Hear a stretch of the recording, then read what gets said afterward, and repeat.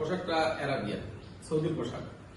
সৌদির পোশাকটা এইটা আসলে আমরা যেটাকে সুন্নত বলে মনে করি, আসলে এরকম সুন্নত নয়। বুঝতে হবে, আপনাদের যাইতে হবে 1450 বছর আগের ঘটনা। তখন কিন্তু কোনো শিল্প কলকারখানা, কোনো এরকম তাঁত, এই খুব সীমিত পরিসরে ছিল। আধুনিক কোনো যন্ত্রাংশের, যন্ত্রপাতির কোনো কলকারখানার কোনো প্রশ্নই ছিল না। তখন কোনো আবিষ্কার হয়নি। কাজেই এত লম্বা পোশাক পরেছে, এটার কোনো যুক্তি নেই, এটা সম্ভবই নয়। তারা খেতেই পায়নি। নবী করিম সাল্লাল্লাহু আলাইহি ওয়াসাল্লাম নষ্ট খেজুরও খেয়েছিলেন। এটা বুঝতে হবে।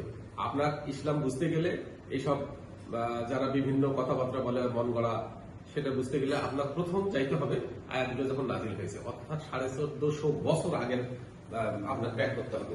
তাহলে আপনি কিছুটা বিষয়টা সম্পর্কে ধারণা পাবেন। আহসাবে সুফা বলে একটা সম্প্রদায় ছিল, যারা নবী করিম সাল্লাল্লাহু আলাইহি ওয়াসাল্লামের আশেপাশে ছিলেন এবং তাদের পরনের কাপড় খুবই খারাপ পরিস্থিতি ছিল।